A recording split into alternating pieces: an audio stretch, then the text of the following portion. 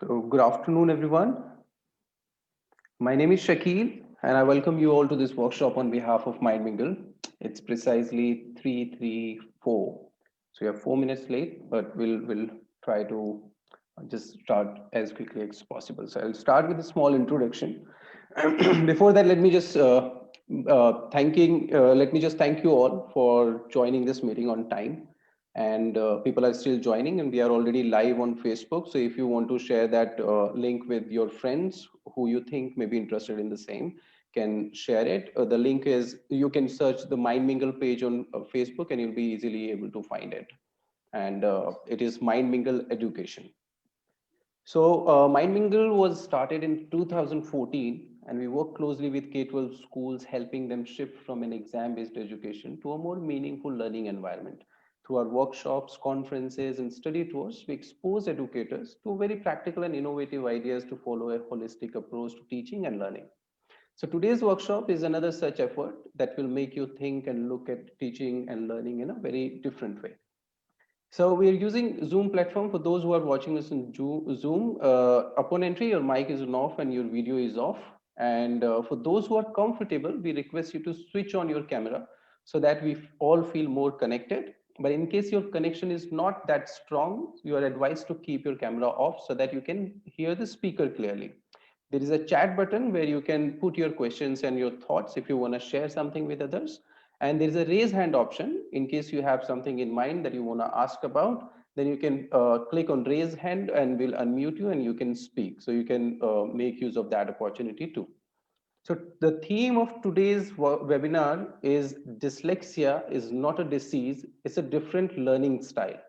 Some researchers say that around 12 to 14% children in all schools face some kind of learning disabilities, who sometimes, if don't get a teacher who can identify and help them, get labeled as dumb, backbenchers, notorious. We all know those children and whatnot, right?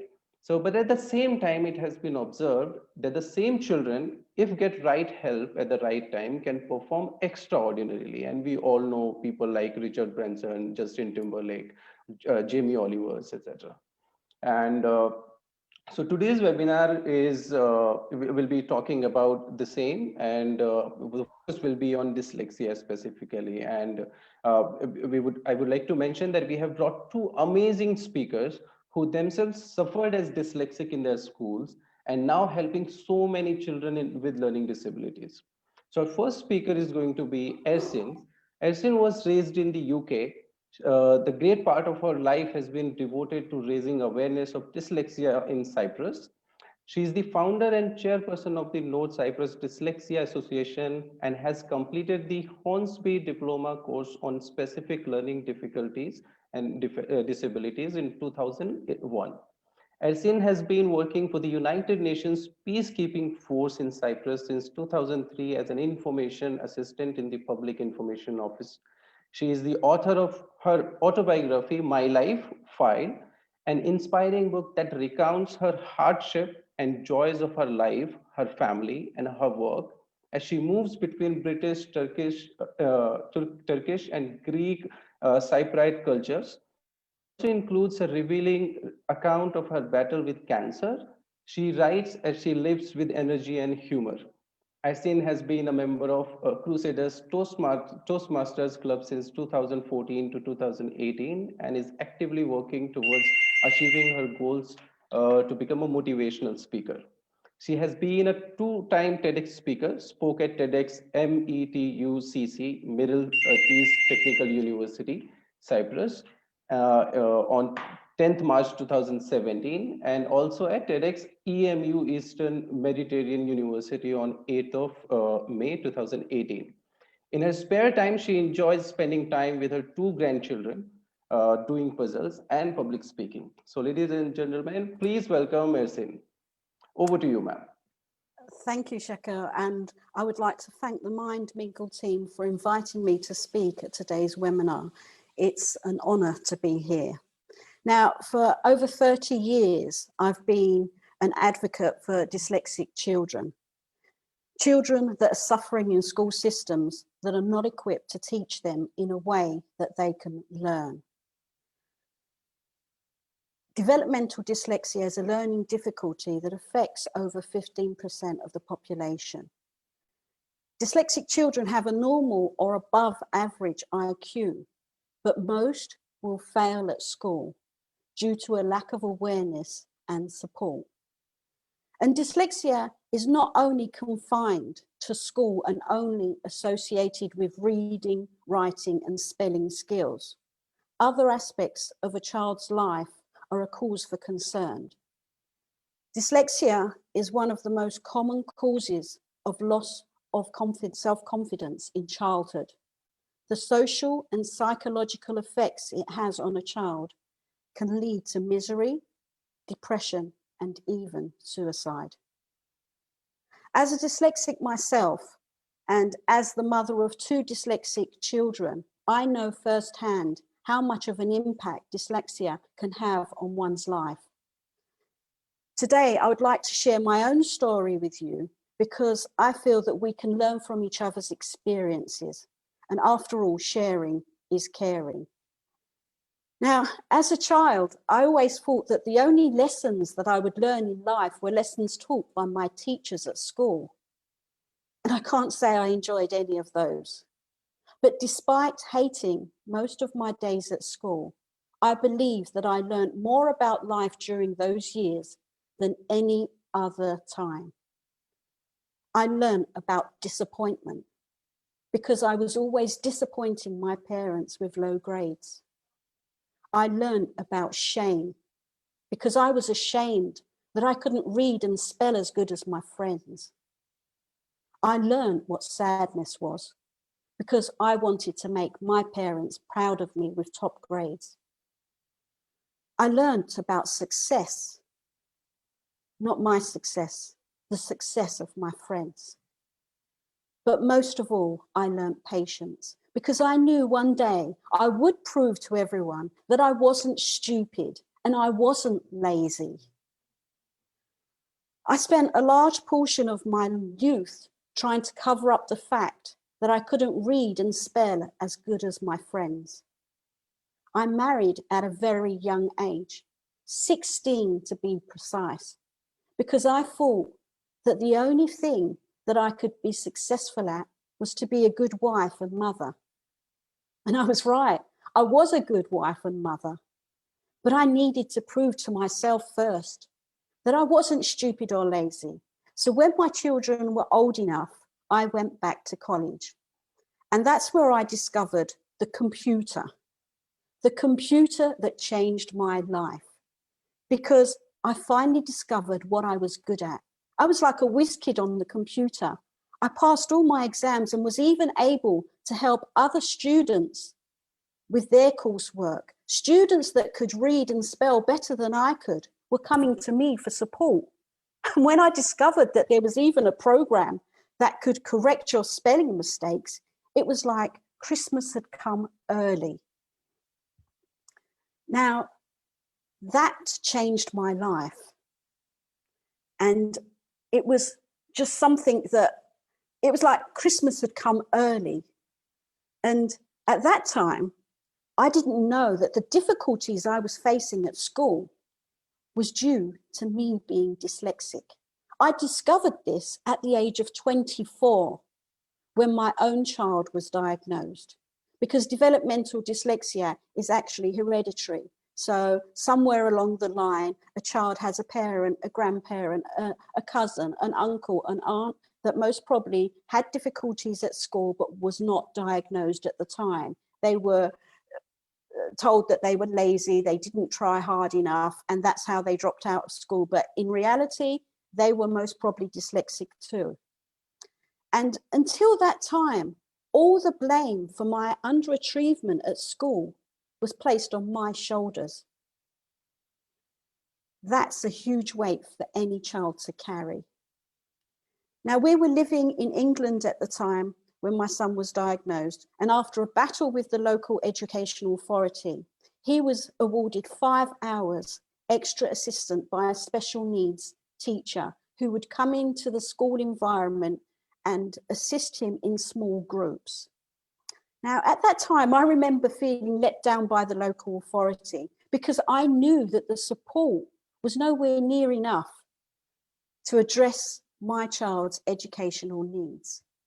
But in hindsight, I now realize how lucky we were to be living in a country that had carried out research into the effects of dyslexia on English-speaking children. Most teachers and psychologists knew what dyslexia was, and it was easy to gain information and support.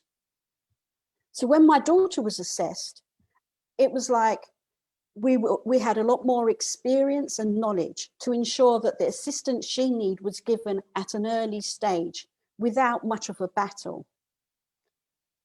Then in 1996, we moved to North Cyprus. I wasn't concerned about the move because that was my homeland. But it didn't take us long to realize that dyslexia in North Cyprus was unheard of. Teachers, psychologists had never heard of it. Research into the effect of dyslexia on Turkish-speaking children hadn't been carried out. The education system in Cyprus at that time was not friendly towards children that had specific learning difficulties. If you failed your end-of-year exam, you had to repeat the year. And if you failed, you would have to drop out of school. My daughter's teachers couldn't understand how a child that had a normal IQ with no visual, auditory, or physical disabilities could not carry out simple tasks like copy from the blackboard or remember instructions given for homework. I realized that I had to do something. I had to draw attention to the difficulties not only my daughter was facing, but the difficulties I knew so many other undiagnosed children were facing in our schools. I tried to find a Turkish Dyslexia Association in Cyprus or in Turkey with the hope that they would be able to help. That's when I realized how alone we were, because I could not find any information on dyslexia in the Turkish language. I decided that I needed to do something to raise awareness, but I didn't realize the magnitude of what I was taking on, because raising awareness was just the tip of the iceberg. Now, I started out by translating information on the signs and symptoms of dyslexia from English to Turkish. Then in 2001, I established the North Cyprus Dyslexia Association. And I felt that I needed to educate myself further so that I would be equipped to convey the information in Turkish to teachers, parents, and whoever was willing to listen. So I enrolled and gained the Hornsby Distance Diploma in teaching children with learning difficulties. Then I realized that I needed to improve my public speaking skills. So I joined Toastmasters, which is an organization that helps people develop their public speaking and communication skills. I appeared on TV programs, gave newspaper interviews. Parents of dyslexic children were afraid to speak out. They were afraid of stigmatization. Parents didn't want to speak out. They would rather push me forward to stand in front of a camera and explain the situation. They didn't want their children to be seen on TV. They didn't want themselves to be identified as having a child that had a learning difficulty. It was seen as some kind of embarrassment. I was drawing attention to the famous dyslexics to help them understand that dyslexia isn't an illness, it's a learning difference. Drawing attention, we were successful actually in raising awareness and drawing attention to the plight of so many children. Teachers are now able to recognize children that are displaying signs of dyslexia. Children assessed as dyslexic are given extra time in exams. Psychologist students at universities are studying dyslexia in more detail.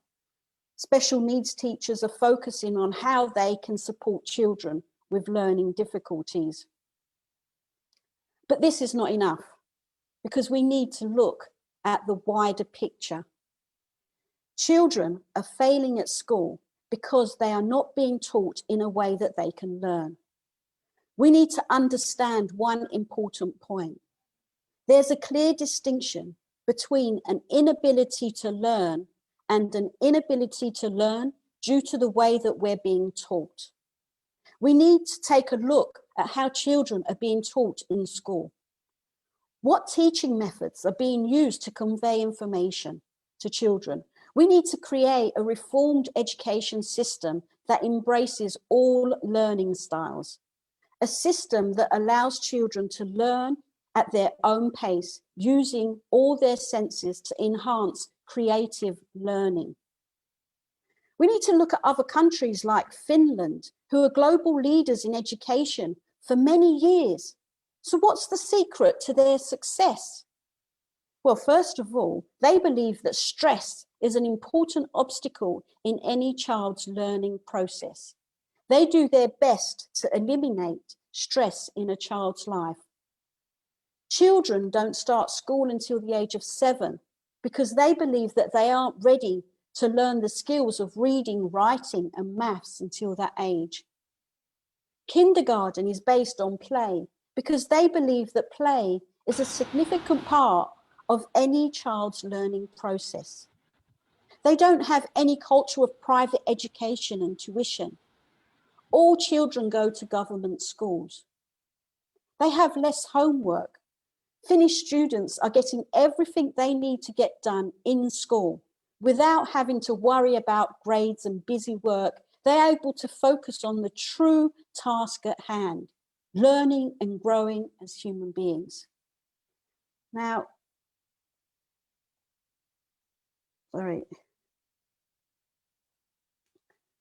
they have a more relaxed education atmosphere, less stress, less regimental, and more caring. They have consistent instructions from the same teachers. Students in Finland often have the same teacher for up to 6 years of their education. During this time, they can take on the role of mentor and even family member. During those years, mutual trust and bond are built so that they both practice and are respected by each other. Now, I know what I'm saying may seem like an unrealistic vision that would almost be impossible to implement in most countries. But we need to start somewhere.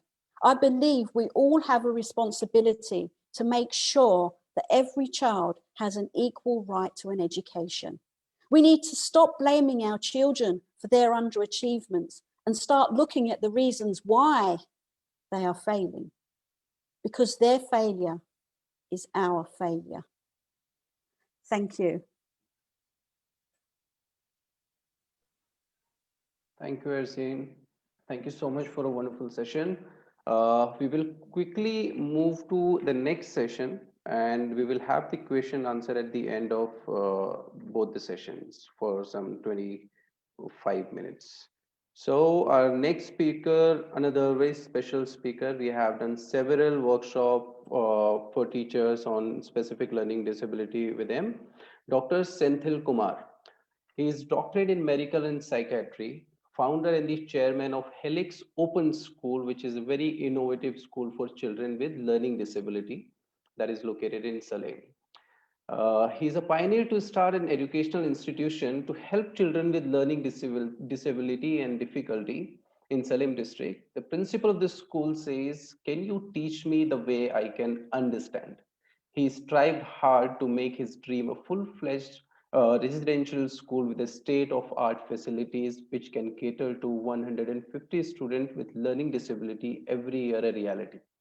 Dr. Senthil, as I mentioned in the beginning, himself has suffered with learning difficulties, therefore understands exactly what children with learning disability go through and how as a teacher one can really help these children. Having 20 years of experience in training and counseling, instrumental in changing over 750 gifted children to confidently lead their lives with a new ease of energy and transformed over 10,000 individuals from low in their confidence to face the world with practical outlook. He has been a special resource group committee member for specific learning disabilities, master trainer to train the special educators in more than 15 districts in Tamil Nadu, and content developer of SSA of Tamil Nadu government. He's a certified psychometric assessor for psychological assessment tools from Mumbai, an international certified user of Thomas International's personal profile analysis, and he is also a specialist in learning disability and holds a multidisciplinary teaching methods certificate from the University of Kansas, USA and Israel. So ladies and gentlemen, please welcome our second speaker, Dr. Senthilkumar. Over to you, sir. Namaste, and thank you all for joining on this particular day, because we have every day to celebrate, and today is a World Dyslexic Day. Now, we are also having a series of program for the next 1 week, and I have kept the theme as Celebrate Dyslexia. The reason to celebrate, why we want to celebrate dyslexia, is for a particular reason, because otherwise it's been a stigma even today, in spite of reaching out to more people, telling them what Edison has just spoke for the last half an hour. Still in India, it's been a very big stigma. So 2015 was a year, 2015 end was a year when Indian Parliament literally came out and added dyslexic or SLD into the Disability Act, like Right to Disability Act. Till then, even in India, dyslexia was considered to be either or it compared with intellectual disability, or people didn't know where to go. Although Maharashtra Dyslexia Association and a few other states like Tamil Nadu, like other Himachal Pradesh, Kerala, were doing an extensive work in the field, but still it was a distant dream for children who have been affected by this problem. As rightly said, 10 to 14. Just go to any classroom, because in Indian context, it's much severe. The reason why I'm stating, we have a numbers already 130 crore population. In that, 30% are school going children, 30 to 35. Just consider if it is 10%. It's a staggering number. It's around 3 crores. If you just put it in a approximate, it's a 3 crores. Do you think we have the support system or a qualified people to handhold these children? No, I have my own doubts. I'm staying in a rural place, a rural part of India, in Tamil Nadu, in Salem, and Salem again in a rural part, where in spite of 20 years, this institute is been there for 20 years. I've been particularly visiting all the schools, advocating how to identify and really how to making them to understand. See, as rightly said, it's a developmental aspect, and it's a neurodevelopmental disability. So whenever we say neurodevelopmental disability, definitely it's here. We have to understand it's a challenges in the brain. It's a wiring problem. It's all easy to say all these words, but whenever the other person, the teacher or the parent, are they able to understand these? You have to make it very simple, because when you keep it as a jargon, when you do a clinical psychologist test, because end of the day, you have to go to a clinical psychologist. They will be doing an assessment, and you'll be receiving a 8 pages report or a 4 pages report. Now, what to do with that report now? That's the question. We know that, yes, the children and the labeling is the worst part. The labeling is the real worst part. I know what is the stigma that I had. I know what was the difficulty that I have to go through. Luckily, thanks to my parents, they allowed me to pursue what I want, So even today, I have my own way of life. I can decide on what I can do, but I don't know whether all children will get that sort of liberty to take decisions, because in Indian situation, predominantly it's a mark oriented society. Unfortunate, you have to rely on marks, and very reason again in a higher, it doesn't, as rightly said by Harrison, it does not restrict only with the school issue. As they move on, higher education is a bigger challenge again. At least in India, now we have a little bit of awareness in the school level. I work with many colleges in the higher education, where they don't get any support. As of now, they don't have, university does not provide any support to them. So this is again a higher challenge. I also work with adult dyslexics in companies. Like, unfortunate when they attend interview. See, today you have to write entrance exam for everything. Like, very recently, when I was discussing with the Times of India program, they were asking whether entrance exam is a mandatory for children to get admitted in college. I said, okay, you can keep all this entrance exam. What about children with disabilities, various disabilities? Like, now, you cannot have one exam or a one test or a one assessment and decide, yes, this child cannot move to the next level. Like, it's very unfortunate. It's really very unfortunate. So it is not the skill of the person we talk about, it is the will of the person. Like, when I talk about the will of the person, it's not the student I am discussing, it is the education system that we are in. Like, so the teachers has to come together, because we have a lot of associations. No doubt India has a lot of association, but it all works as a silo. Like, everybody works alone, so we don't get time to get together and talk about this issue and move on and helping out children. Every year, you don't believe, every year more than 2 to 3% of the PH students are getting dropped out. Now, this information is not available in the either in the media or in the records. Like, they are getting dropped out, and even today child labor is existing in India. And who are the people who are affected? I'm definitely sure that children, see, at least intellectual disability, you can understand them. Wherein children with specific dyslexic, the normal IQ is more than 90. Like, it's an average. That's what, 90 above. But unable to read, unable to write, unable to spell, they lose all the opportunities which is there for them. Like, unless otherwise you have parents who can support them, who can understand them. But again, till what extent they can do it? That's the question. That's a real question. Like, till the time they have to settle, you have to support them. Like, otherwise you have to believe in their ability and allow them to pursue what they are in it. Like, but this is a big question. Like, in India, this is a very big question. It's been quite challenging. Every year I meet around 250 to 300 parents who come to my school, with whom I have to talk, I have to discuss with them, I have to make them to understand what it is. Do you think they will accept it? No, sure they won't accept. Even if they accept, again, if there's a joint family system, it's again a big burden. Like, it's again a big burden to convince all these people. So it's not that easy, like, as we think. Like, if you are affected and if you are going through this, then only you can understand this. Otherwise, in a day like this, we celebrate, we talk about this, and we say, wonderful, yes, we can come forward and help these children. Now, how do you help these children? You have strategies. Many people think immediately if you learn the remedial strategies that you can help them. Again, do everyone knows the remedial strategy, or everyone interested to go through the remedial program? And you can't just stick with only remedial program, because remedial program means it's not reteaching things. These children doesn't need to reteach every time. Like, it has different strategies that you have to apply. So when we visit, catch them young is the slogan. Like, always we say, catch them young. Now, early childhood intervention is very, very important. I'm sure India lacks in that. Pretty much we will all accept it. Now people are talking about it. At least we are happy now. We are decided to talk about this, and meaningfully we have to create a helping desk, helping center, so people can reach out and clarify what is the challenge that these children go through.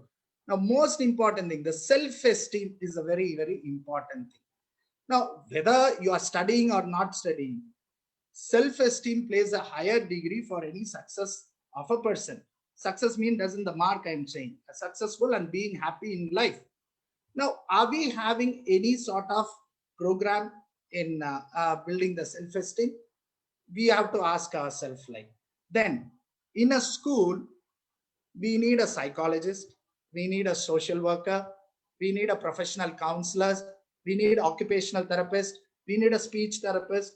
See, it's so vital for all these people to be a part of the system. Like, but again, the question is, are we ready to first appoint them?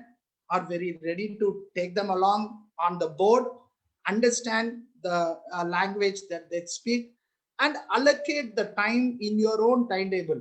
Today, what is happening is once you identify a child with specific learning disability, immediately, yes, the school understand, a particular school which understands says, okay, let's spend 1 or 2 hours extra time for the child. No, it is not the extra time that they are asking you.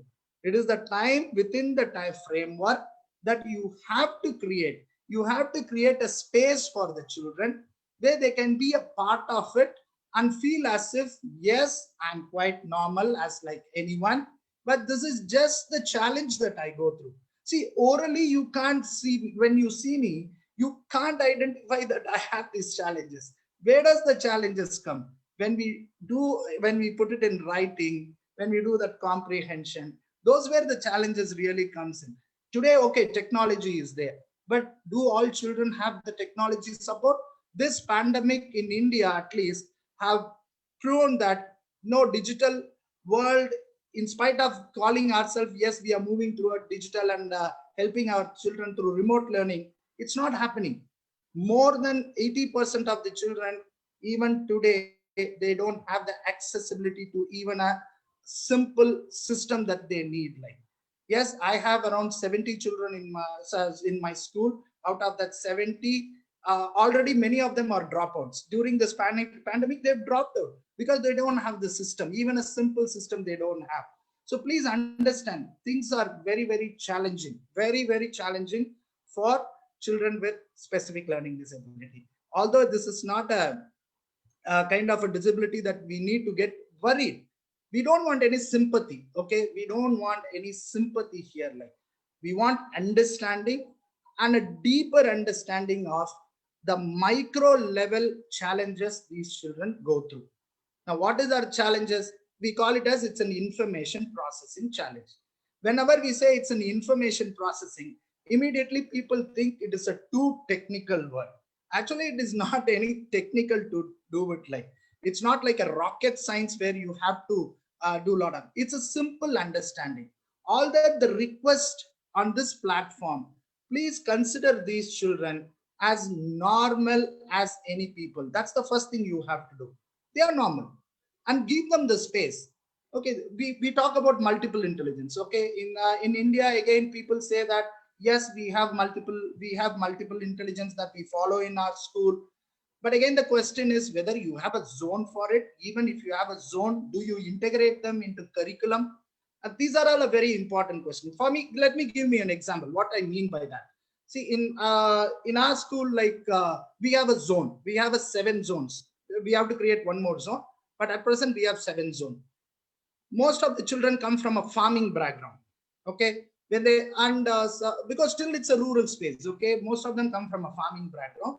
When they come from a farming background, please understand, already children are aware of the day-to-day activity that they are doing in the farming. So it's all that you have to give the space to the child. From that space, if you are able to ask questions which is related to their day-to-day life and the subject, I'm sure every child can perform. But problem is we are sticking to a syllabus. That syllabus may not be needed for this particular child, for which he has to spend hours and hours of time reading and then memorizing. And end of the day, when it comes to writing, it fails. Now that failing is the most hurting thing for a child. Like, I know, like, I can only sit for 45 minutes to 1 hour in a examination thing. I can't sit more than that. I will write whatever it comes to me. And on in vernacular, it's all full of spelling mistakes.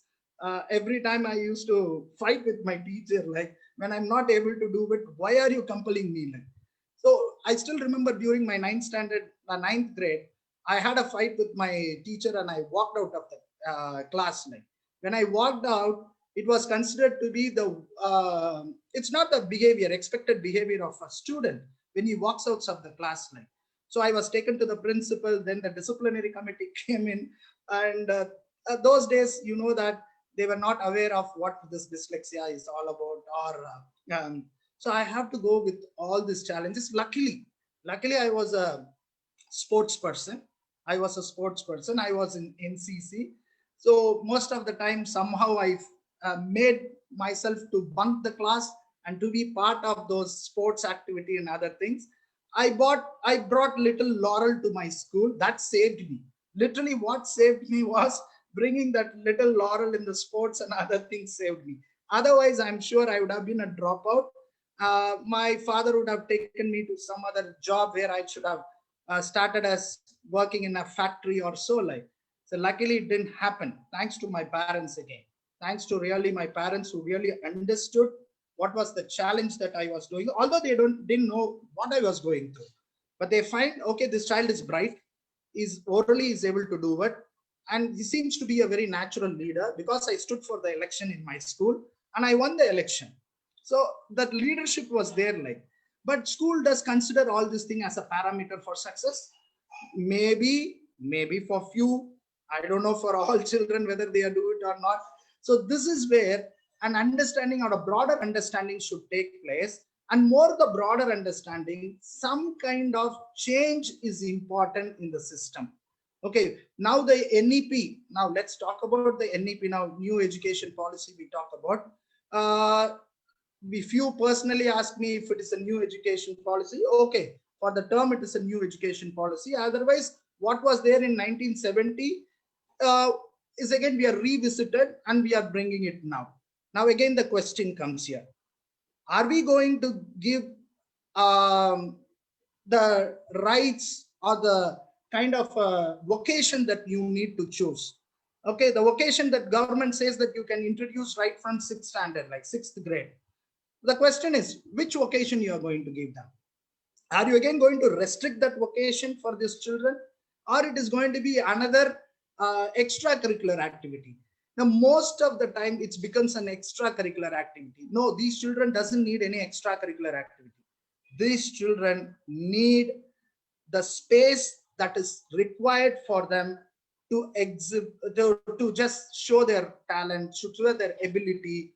So rightly, they have to believe on that, and the entire system has to believe on that. Like till 10th standard in India, again, if the child is identified in the 2nd grade as dyslexic, no, the child is not given the entire relaxation which need to be given.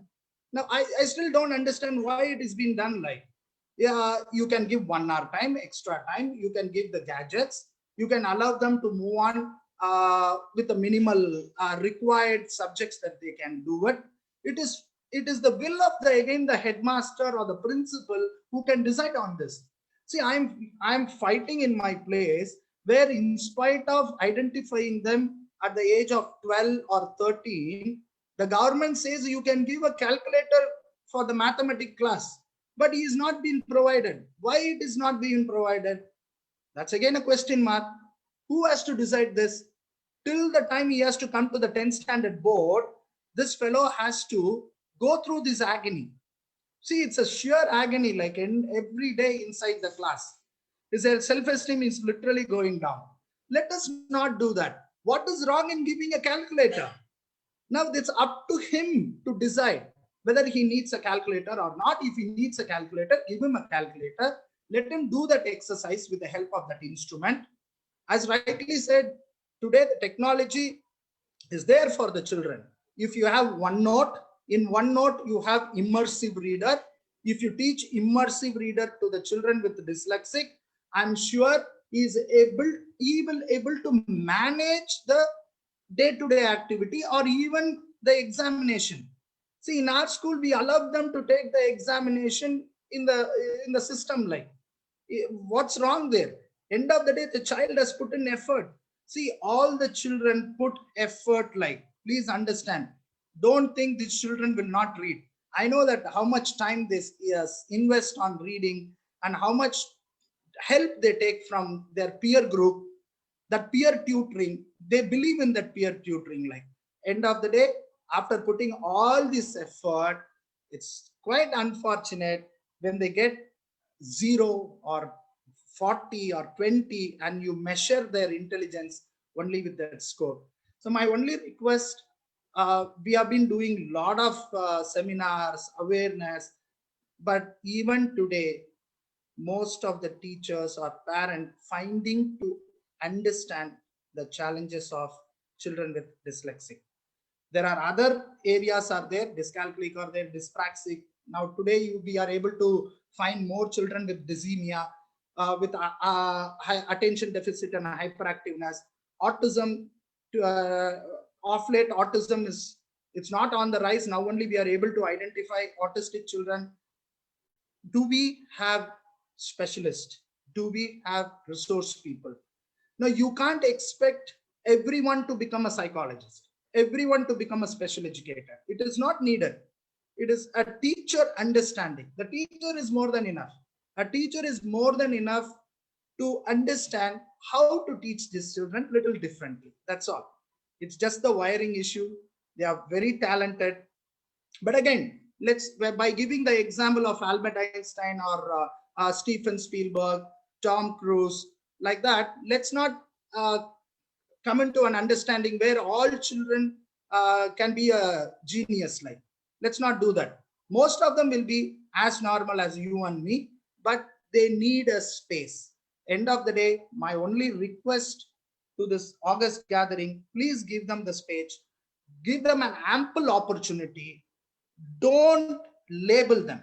For heaven's sake, don't label them. All this report that you are taking it from the psychologist is only for the purpose of your own records. That's all, which is required. Okay, I do agree on that, which is required. But just don't go by only the assessment, because these children can bring a lot of surprises. That's the beauty of these children. Like, you give them opportunity, they give you a lot of surprises. So don't rely only on the IQ test. Don't rely only on the assessment, which are all part of the system. That's all. For you to understand where they have the struggle and what sort of remedial aspects that you have to give. The last aspect I would be requesting all people, like emotional part of it and the thinking part.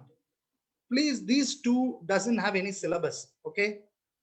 Don't put these two into again a syllabus. Like, emotional part and thinking part comes very naturally to all of us. Like, but do we have opportunity for all this? Do you provide any kind of a discussion? I always believe in discussion, but we lack time in the school space for a discussion, like, because we have 40 minutes class. In that 40 minutes, you have to complete all the syllabus or whatever it is required to do so. So children doesn't have time for discussion at all. Let me give you an example, like why discussions are important. My daughter is part of the KFI school, Krishnamurti Foundation School. Like, so I used to visit there. She's a boarder, so I have to visit there like once in 2 months. When I was visiting the school, every time they have an activity called Akshashtan.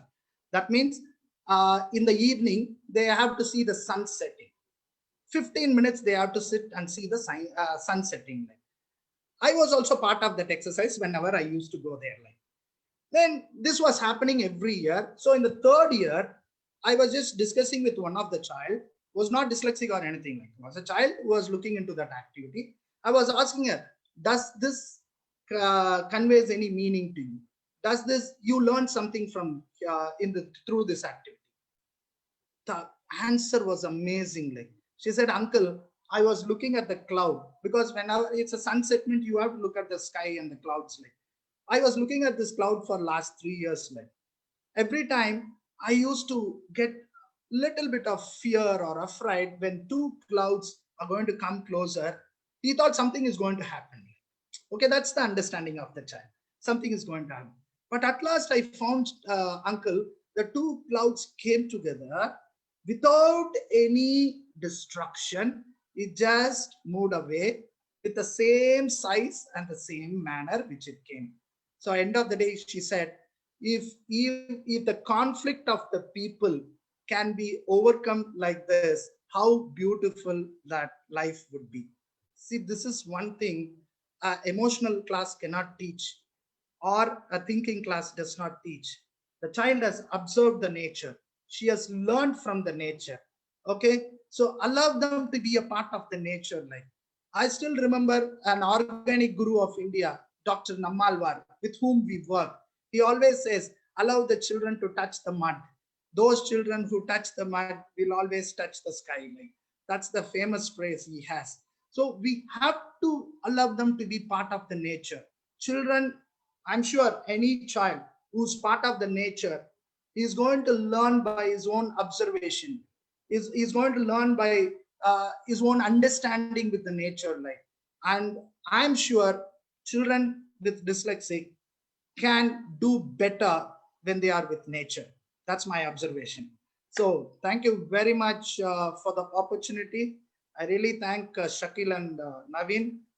Thanks a lot immediately for accepting to take this day forward and making it more meaningful for us. Thank you very much, sir, for always being there with us. And now we will open the floor for the question. So in case you have any question, please click on raise hand button and we'll unmute you and you can ask your questions to any of the speakers. If you're not able to see raise hand button, you can click on more maybe. Nisha ji want to ask something. Yes. Yes, Subha ma'am, you can speak. Sir, I want to know that I had a student of a problem that he was not able to recognize letters, but he was able to sing beautifully any cine song or like that. But his speech was little bit like what we cannot understand. It was blabbering us. But then at first when I took that student for my tuition, I felt a little bit somewhat. But then he started picking up more than the elder child.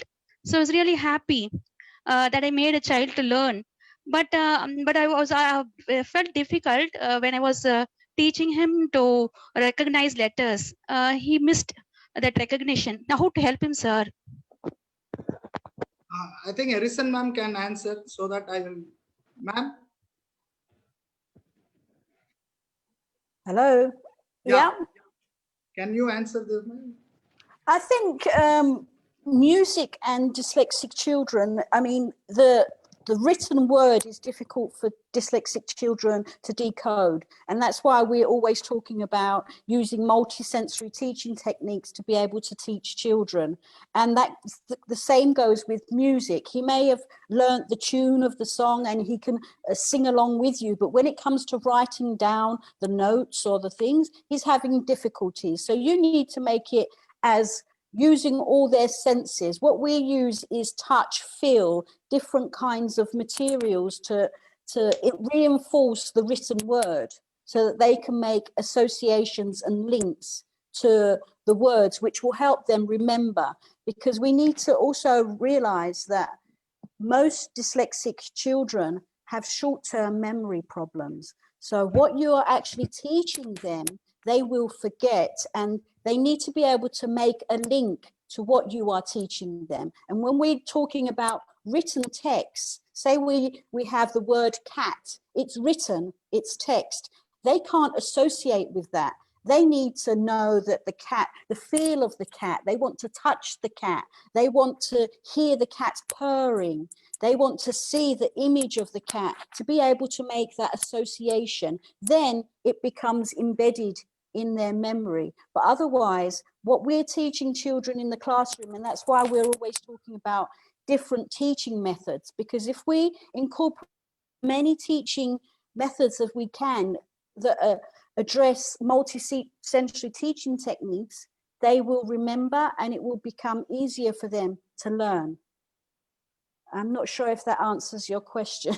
Yeah, I will also add on to what man mentioned. See, there are two things you have to look into it. Like when we call it as it's an information processing challenge, there are two areas. Generally, teachers look only at the areas of learning.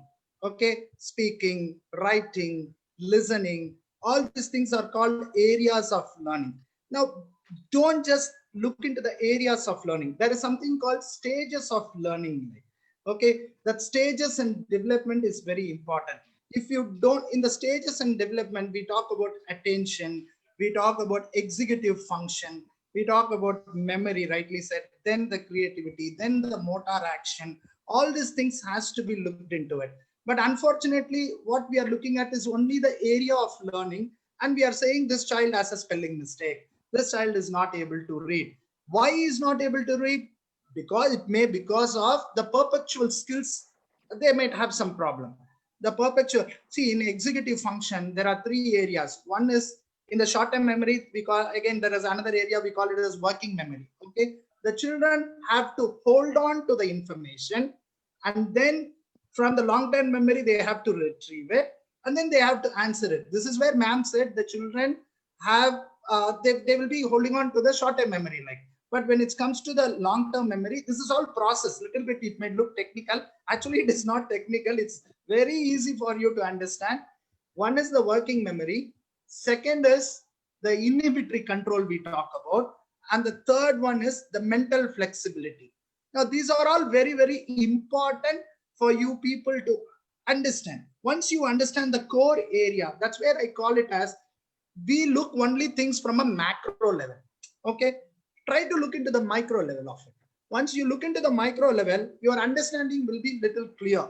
Once you get the clear understanding, you can definitely appropriately, as rightly said by ma'am, multisensory approach can be the best way you can teach the child. Okay, we have Ravinder Malik ji. Ravinder ji, you can unmute yourself.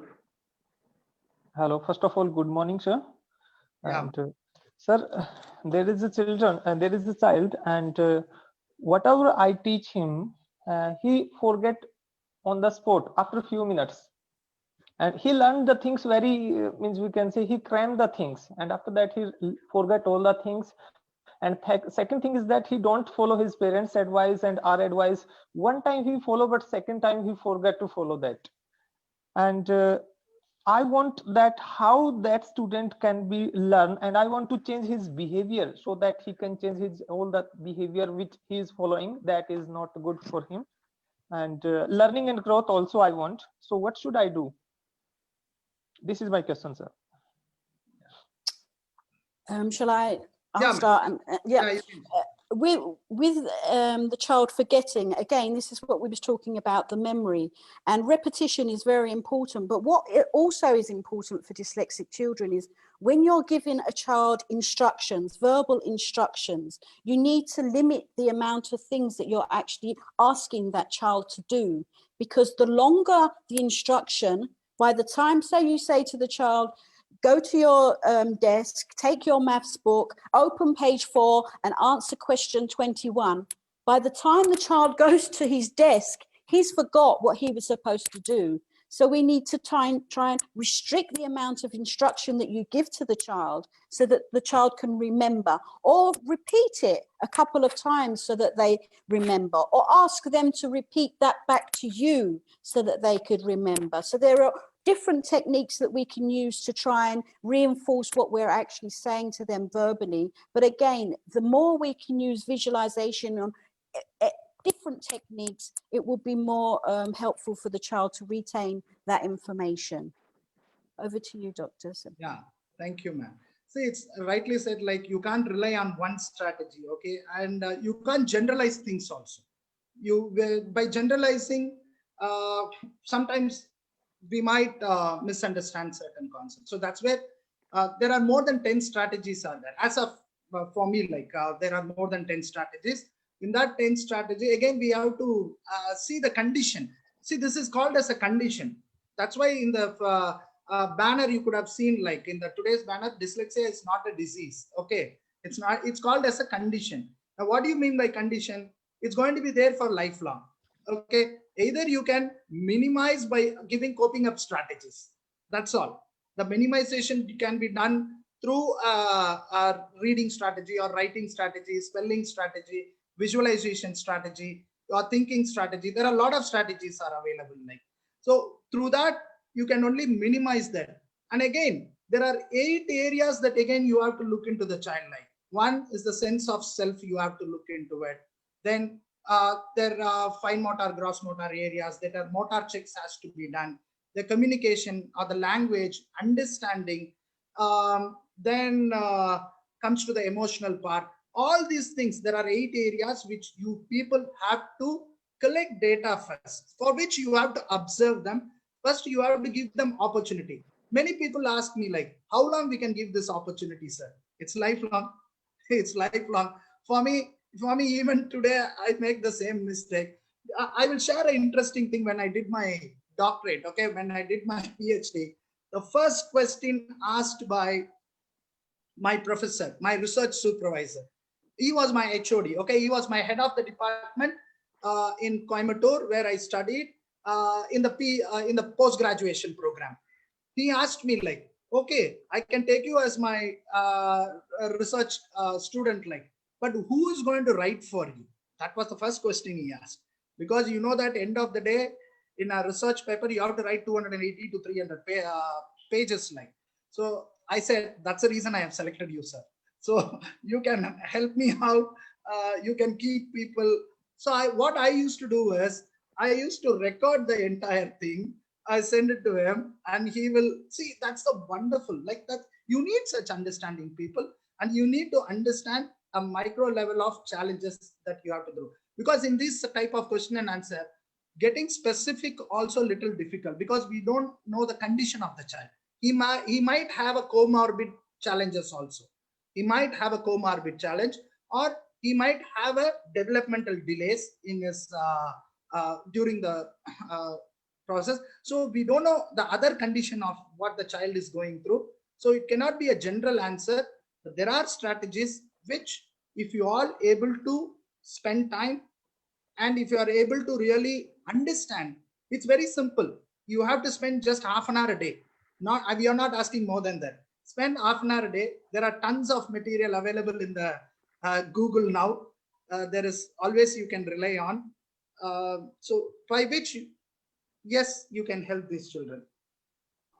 Can I just add that the majority of dyslexic children tire very easily. When we're trying to teach them things, they will tire a lot more quicker than children that aren't dyslexic. And the reason for that is that they're having to concentrate and focus a lot more. So we need to limit the amount of time that they are required to be sitting there and focusing on one issue. In particularly, parents raise this issue when they're trying to do the homework with the children, because it takes them so much longer to do it. But the parents are saying, well, we sat there for an hour and he wasn't able to do this. But of course he wasn't, because after 10 minutes, he's worn out and he's not focusing anyway. So, you know, you've got to be aware that they really do tire easily. And also, a lot of dyslexic students, because they have got a normal or above average IQ, I don't know if it's the same in India, but a lot of students at university are finding out that they're dyslexic. Until that stage, they have created their own coping strategies. They've developed and found out the way that they learn, the learning styles that helps them learn. And they're able to get through high school, primary school. But when it gets to university, obviously the pile of work and the exams and becomes too much. And then that's when they seek help and assistance, and they discover that, oh, I'm dyslexic. So I just wanted to add that. See, there was a question, like it's asked whether a child can read but having difficulty in comprehension or comprehending. Like, ma'am, you can answer to that. Yes, there is a condition that is, I can't, for the top of my head now, I can't remember the condition, but there's a condition, maybe the doctor will know that condition, where you can actually read fluently, but comprehending what you have been able to read is not possible. The child cannot, you can read it, but when you ask, what was the story? What did you read? They can't remember. And I for the life of me now, I can't remember the name of the condition. Doctor, do you? Yeah, in that language area, we call it as, there is a receptive language and a expressive language. Okay. Yeah. Children who have challenges in the receptive will definitely have a lot of challenges in the expressive language. So once they have challenges in the expressive language, again, it affects the comprehensions also. Like, so let's understand, you can't just isolate one aspect of it and say, okay, this child is going through this problem. There could be a lot of other dots that need to be connected. So this is where sometimes teachers, they find it difficult to really understand the children. There are small things. See, very recently we have encountered a child with whom we are working, complete word blindness. Okay, word blindness. See, nothing of issue with his vision. Okay, no problem with his vision. You can understand the challenge of the child. Orally is very strong. Okay, orally is very strong. When you teach him, you ask a question, he will be able to answer. But when you ask to write, not even a single word or multiple words he cannot remember. That's the condition. Again, we have it like. So there are such children are there, which we have to, yes, understand in a proper way and give them the remedial interventions as it's required. Like, I think it also what we found useful was actually teaching the child in a way that they are able to identify what their problems are. So say a child has a specific problem with spelling one word. He knows now that he cannot spell that word. So we would say to him, right, you're the teacher now. You've written this piece of paper. You've written this story. Take a highlighter pen and go through it and identify. Some children mix their B's and D's. See how many you can find on your paper. So then they are proofreading their own work. They're able to identify the mistakes that they are making. And then it becomes more clear to them that, I've made another mistake, and then they can rectify that mistake. I had a child who was actually confusing his left and his right. And one day he came and he said, I've learned how to differentiate between right and left. And how did you do that? And he said, well, I asked my dad not to paint a little section of my right shoe. So now I always know that this is my right and this is my left. So he's used his own creativity to actually learn his left from his right by just leaving a dirty patch on his shoe, on his right shoe. So they create their own systems, and if you help them develop those, they're able to continue and learn in a way that they can learn and identify where they're having problems and difficulties. yeah. There is the other one more question. What kind of exam access arrangement do you offer students with dyslexia? See, at least I can say, because it differs from country to country. But in my again, it differs from board to board, and again it differs from school to school. Now, since I'm accredited to Open School, I have lot of liberty to try my own strategies. Like, so in our school, children have the open book exam. They have they can, even with Google form, we give them the opportunity to take the exam.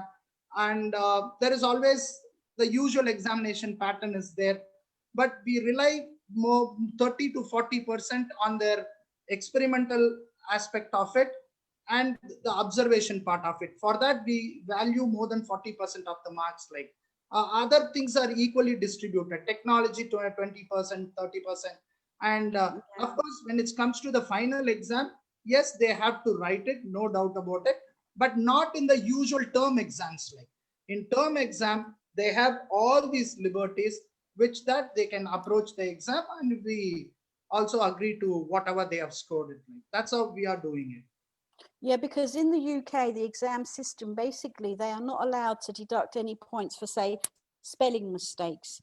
Students are allowed to use computers in their exams so that they can actually type, because some of them find it difficult to write the exam. They can have an official that sits next to them to read the exam question for them so that they can read it quicker, process it quicker, and respond. It's not that they're giving a different test. They are giving exactly the same test as every other student. They're just having that extra assistance to help. And the same here in Cyprus, we have extra time. They are given a teacher that is sitting into the exam, and if they need assistance in reading a question, they will read the question for them. But also some exams are multiple choice exams are easier for dyslexic children to respond to, so they can read the question and there's not so much writing, they can tick which is the correct answer, which sometimes obviously is more dyslexia friendly than having to write out a reply, an answer. NAVEEN or Shakil? Yeah, we have some people who are raising hand. Nisha ji, you can ask your question. Good afternoon, sir. Your voice is too low. We can't really hear you. Just try keep your mic a little closer to your mouth. Yeah, is this better now? Good. Yeah, good. Good afternoon, sir. So you said that you're from Salem, so you must have experienced having kids from the farmers' kids. Yeah. So I'm sure you must have also experienced that not all the kids who come from that background will definitely have an issue or a condition called dyslexia. It could also be lack of exposure or anything other than that also. However, what happens is, at least from what I've experienced, even if it is only lack of exposure, only because we feel that he can't write or he can't do a particular thing, sometimes we as professionals also tag them. No, right? I greatly agree. Like when it's a first generation learner, we don't immediately do the assessment and conclude and say that this child is having such problem. Let's be very clear. Let's be very, very clear on that.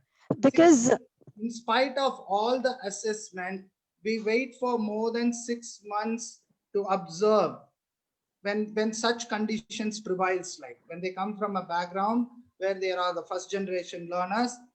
Because I worked with Tamil Nadu government. So we have the greater challenge, like even today in the rural space, many students being complained that they are unable to read in even 7th standard, 8th standard. So it's not that immediately we say those children are dyslexic. If you are going to apply, if you are going to really administer the test, most of the tests are not suited for that cultural background. Okay. So what we did with the help of Jayanti Narayanan, the famous psychologist from NIMS, Tamil Nadu government did like for Tamil Nadu alone, they made a tool. It was a tool that designed for the rural part of our own place, and we administered. Even when we administered that, okay, we had a number, staggering number. So we have to go back to our again to the drawing board, rework on it, and then apply it. So there are challenges are there, as you said. So that's the reason said we are not in a rush to label any child. Okay, we are there to look at the real challenges and then take it forward. That's the persistent is really looked after, the persistent challenge. When it is persistent challenge, even with a supportive environment and a supportive strategies, if again the child is failing, again we redo the assessment and then we conclude. Like it's not that doing one test for 4 hours or 8 hours, we immediately decide, yes, this child is having that. I am not for it. Like even with the clinical psychologist report, even with all the other reports, we wait for 6 months in our school before even stating that this child falls into this category. Yeah, so because I'm saying the reason is, sorry, ma'am, I'm so sorry. No, you go ahead. Go ahead, sorry. Thank you so much. Thank you.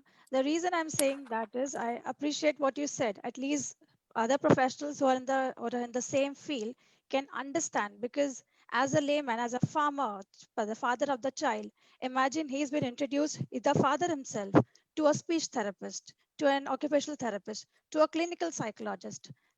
These terms probably they have never heard in their entire lifetime.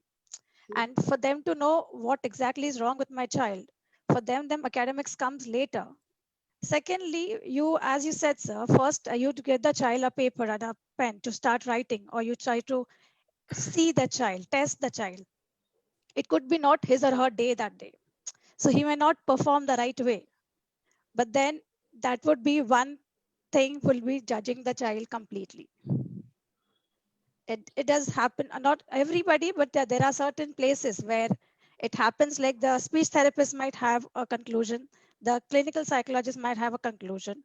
It might differ, it might be the same, but probably that might not be the case. It might not be his or her day.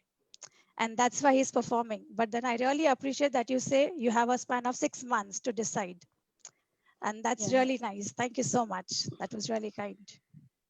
It's actually the same situation here in Cyprus. We, parents or teachers that approach us, we say you need to actually observe the child for at least 6 months to observe if they continue after you've been teaching them, if they're still unable to read or if they're still experiencing difficulties with spellings and things like that, then, but even at that early stage, it gives you a warning sign. It says to you, this child needs to be observed. It shouldn't be ignored. We shouldn't dismiss it. We should just keep an eye on him, observe him, make sure.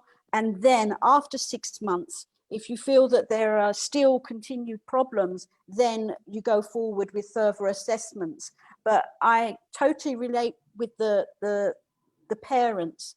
It's very difficult to explain to the parents that your child has a learning difficulty or specific learning difficulties, whatever you want to call it, because a lot of parents are unaware of such learning difficulties. And when you're in a country that has a huge stigmatization when it comes to education and high grades, if your child isn't a high performer, then it's kind of like not frowned upon, but it's like, oh, you know, how comes your child isn't going to university, or how comes your child's grades are below average, and what's the problem? It's as though, you know, that child isn't good enough, whereas that's not the problem. And I've had parents where the mother has been accepting that the child needs to have an assessment, whilst the father is saying, no, there's nothing wrong with our child, or even grandparents interfering and saying, what's wrong with you? There's nothing wrong with the child. Leave him alone. We're not going to have an assessment. Leave that child alone. So it's a very sensitive issue to introduce. This is why I was talking about what I faced in Cyprus, was that because it wasn't unheard of, and it's, I think, the same in India now, is that because it's a new name, or I don't know, dyslexia, what is it, you know, understanding and thing, people don't understand, and sometimes they don't want to go forward with assessments, unfortunately. And then we find that we've got an early diagnosis and we say, oh, the child's 8 years old, let's start with extra tuition, support and everything. And the parents are saying, no, there's nothing wrong with my child. Yet when 5 years down the line, they return back and say, oh, we wish we'd have come and got that support, because that gap starts growing bigger and bigger. The earlier the diagnosis, the better prognosis. Thank you, Arsin ma'am. Kumudin ma'am, you can ask a question. Yes. Good evening, everyone. This is Kumudini from Maharashtra, Nasik. Thank you, Mind Mingle, first and foremost, for taking a webinar on such a sensitive topic. My question is to the two of you. You have been researching in this field for so long. I have always been intrigued, as to how do these children, when they grow up as adults, fare in their professional life? And if so, then which professions are they better suited for? Thank you. Okay, well, if you look at the most famous dyslexics, you'll find that a lot of them are more in the creative, maybe singers, actors, but these are the people that we are known people. But people that are dyslexic actually have different talents. They have hidden talents. They are capable of coping in a working environment, but a lot of them go into architecture, for example. I believe they because they're more creative, they like the visual side of things. So architecture is one, art is one. They're very good artists as well, but it doesn't limit what they can actually do. And a lot of people in the working world now are actually looking at employing dyslexic people, because they are known to be able to think what we call outside of the box. They're able to look at different angles of doing certain tasks. So they bring back to the work environment something completely different to somebody that isn't dyslexic. Doctor, yeah, the same here. But again, the kind of an opportunity that you give them right from the beginning, that's where I have found most of my children who have passed out and they are doing well in all their profession. It's the let's not name it who's successful. Like what determines success is different, but for most of them are in creative field. Many of them are entrepreneurs. Okay, they become street smart entrepreneurs. That's the best thing I have found. Like as rightly the previous, I think Nisha asked, like when they come from a background already, where the parents are already having some business into it, like what we do them is teach the basic entrepreneurship so that they can pursue some other degree also. No doubt about it. They can go, they can try their hand. But if they stumble somewhere, they always have the option to come back and do an entrepreneurship. So that's where we work on that entrepreneurship, and creative field is always there for them. And more, I think one of the student has joined as a teacher in my school now. Okay, he has completed, he has joined as a teacher, and he is the innovator, Microsoft innovator educator. Last year he won the best award in Delhi. So you can't know, like, see, he had a challenges in the school, then went to college, and college he has had a struggle. I know that what is the struggle he had. Then after that he was into BPO. Okay, he started a BPO. He failed in that BPO. Then he came to me one day and asked, "Sir, can I work in a school?" Like I said, "Welcome. I'm more happy for you." Today you won't believe, 3 years because of him, we have moved much ahead in the technology front. So we are not worried about the degree or what. It is end of the day skills they possess, and they are street smart. I'm telling you, they are street smart, and they just take it up like.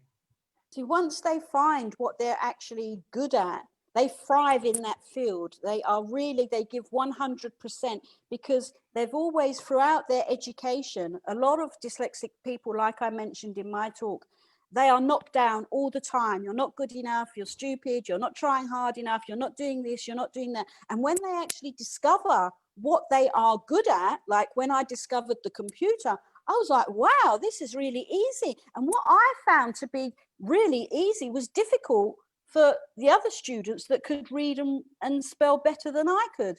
So knowing that they have that within them and discovering that is something, all of dyslexic people, do discover at one time or another. Thank you so much. Thank you so much. I guess it boils down to being given the right opportunity at the right time. Yeah. Thank you. Most definitely. Rezla ji, you can ask your question. Okay. Hello, sir. Hello, ma'am. My name is Rasla. I'm working as a special educator. Some of my students have a problem in reading and writing. Due to this pandemic situation, now the classes are online also. So is there any tip to improve the writing and reading skills of students through online? And you think to myself, how could a dyslexic person that has problems reading or has problems with spelling write a book? And whoever's read my book has said to me, my God, that is fantastic. And what pushed me to write the book? Yes, I was diagnosed with cancer, and that gave me the incentive to go for it and just write like it was, the end of the world. I was writing. And then I found that I had a book, and I was amazed at the quality. And people are saying to me, well, I don't get it. You're dyslexic, but you've written a book. And then they realize that dyslexic people, just because we're labeled, as we said, we shouldn't label people, but we're labeled as being silly, stupid, lazy, not trying hard enough, not putting ourselves to do things. But it just goes to show that we can achieve a lot of things that, not everyone can. Maybe the technology is one thing that you people have to embrace now. There are a lot of tools are available that you have to rightly find the tool and introduce them. One of the tool which I have already mentioned, my OneNote immersive reader, that gives lot of facilities to the children. So you can work as a collaborative tool also. In my school during this pandemic, literally that's keeping my children active, although they are they find it very challenging to be part of the regular exercise, but they have their own time to take it, read, and put it in their Sway is something that we are using with them. Bunzi is there, Bunzi tool. Flipgrid is there. So all these tools are now available for children. All that you have to just introduce them, make them comfortable, and they will take it up. Like, yeah. Thank you, sir. So we are just left with 6 more minutes, so we can take few more questions quickly. Jyoti ma'am, you can ask your question. Yeah, thank you very much, sir. Hello, ma'am. Hello, sir. This is Jyoti. And sir, I strongly agree with you when you said that when a child is referred, we do work like for 6 months with the child. If there is no disability, the child would have moved up, is what I have noticed, sir. So I totally agree with you on that. And my question is, sir, I totally concur with you. When I work with these children, one thought that bothers me is, okay, when the children come to 9th grade and up, they are given CBSE accommodations. But in the primary school, as you suggested, it really bothers me. They have to study like 5 subjects along with the language. So what do you suggest that a best way to decide which subject can they let go, sir, is what my question to you. No, let's not jump in to let go the subject immediately. Okay. You may not be giving them the same syllabus what the other children have to do it. Give them the exposure of the minimal required knowledge that they have to have. And the second thing I would only suggest is make it more experimental and observant. Like, okay, observation and experimental learning always give these children confidence. They can pick up the certain things in the later part. Okay, they might have a struggle in the primary thing. They might cope up and take it up, because as rightly said by ma'am, they know the coping up strategies, like which we are not aware. Somehow they will make the strategies, they will cope up and they will start learning it. See, a kind of an example I can say, I introduced a palm tap, okay, a palm tap in 2006 to my children. Like, it was those days, you can just think of even giving a laptop was a costlier thing. But when I introduced a palm tap, a child who had a severe math problem, basic operational problem, with the kind of a palm tap given to them, started finding his own way of calculating things, okay, which we didn't know. Like, all that I understood, this child loves some gadgets. So I gave them the gadget. They started learning it. And today he is a data scientist. Please understand, today he is a data scientist. But he failed in maths in 10th standard. He repeated 10th. Then in 12th, he was not given math program. He was denied a math program. So he has to take commerce group. Then again in college, he fought and he did BSc IT. And today is a data scientist. Very recently, we had an alumni meet where he came and talked about the entire life that he has to went through because of this stigma, people telling that you cannot become a data scientist because you are not doing maths. See, math alone is not programming. Math alone is not data scientist, okay, to become a data scientist. It has so many other aspects. Like, so the child said, yes, the 5th standard or the 6th standard, the beast, he used to say this, when sir introduced to me this beast, like, okay, I understood, my life has changed. So let's not be in a hurry to drop things. Maybe you can minimize. Yes, ma'am. I just wanted to ask you, with regard to the lessons, actually, learning a second language for dyslexic children is a lot more difficult. I discovered that, especially in Cyprus, because Cyprus is a more phonetic language, learning English as a second language was very difficult for the dyslexic students.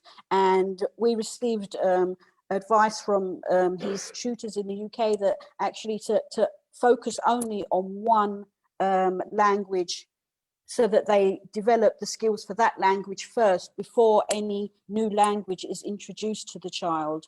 I'd like to hear your views on that as well, Doctor.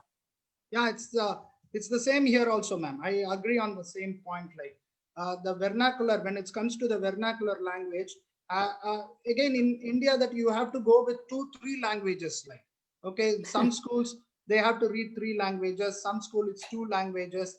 Yes, children find challenging when it comes to their own native things. The reason for that is also there, because from the beginning we are putting them into English medium school, and although English is a second language for them, we make it as a first language. That is also a challenge. That's also a challenge. And that's where, Jyoti ma'am, you have to understand that vernacular or their own native language becomes very pivotal during the early period of time. But too much of emphasis is given to the English as a first language.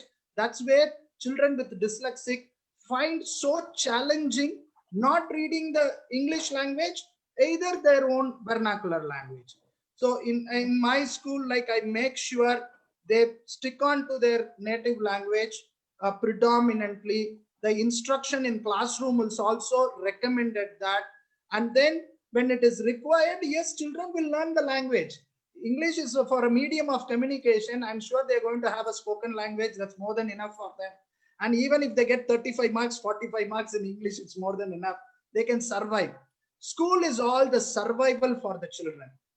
Once they go through the school, higher education, yes, in higher education, they will find the way to pass the exams. They know the strategies.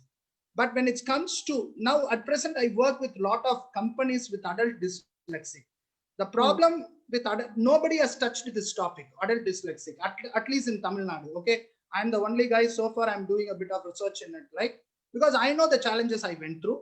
So I thought I need to go to a company, and during the interview or during once they have been thrown out of the company, so we do an exit interview, and I find most of the people who are thrown out are a very skillful employee, but unfortunately they are not able to write the reports, or they are not able to present it in a more coherent way.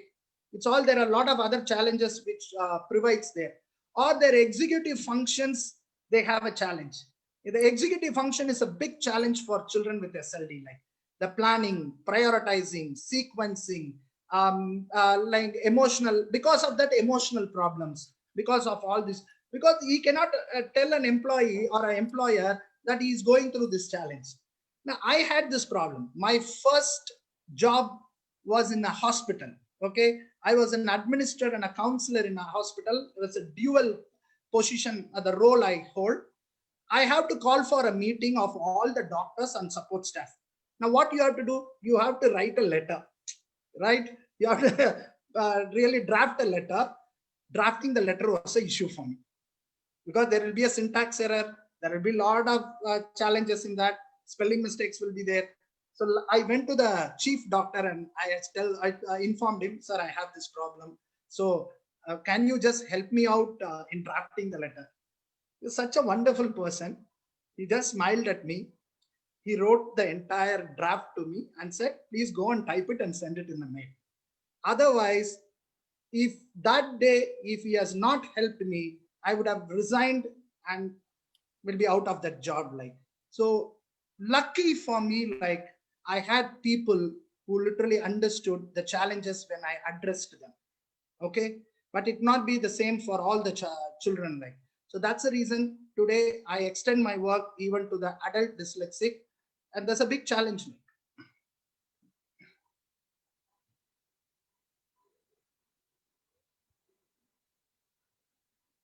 Yeah, Shakil. Yeah, so it's 5:02. So we'll have to close this session, and I would like to thank Senthil sir and Ersin. It's really been wonderful, and I'm receiving text messages for the appreciation of your session. So, and thank you everyone, all of you. And I've also sent a link to Ersin's book, and I would like to ask Ersin, this is, I think, only available as a Kindle version in India, right? I believe so, yes. But if anybody wants to contact me, I can send them a copy of the book via mail. Okay. So in case you want to have a hard copy of the book, then you can email us and we will get that for you. And otherwise, you can use the link that I had shared earlier. Shakil, so that is the Kindle book you can buy from Amazon. You can share, Shakil, you can share my website to ma'am, and also I need her email. Sure, I'll connect you. I'll connect you. Okay. And there are so many raised hands, but we cannot take any more questions. But you can certainly email those questions to us, and we will try to get back to you on that. And just would like to inform you, we are coming up with another Inspiration Festival on 16th to 18th, and you might receive an email from us. Then accordingly, you can participate if you like the program. And the video of this program is available on our Facebook page. Just let me send you the link of the same. So the Facebook page is www.facebook.com/Mind Mingle Education. So please visit this page. You may like and follow this page, and you will receive all the updates that the updates of the event that we keep organizing. So thank you, everyone. See you next time in some other program. Thank you. Thank you. Bye-bye. Bye-bye.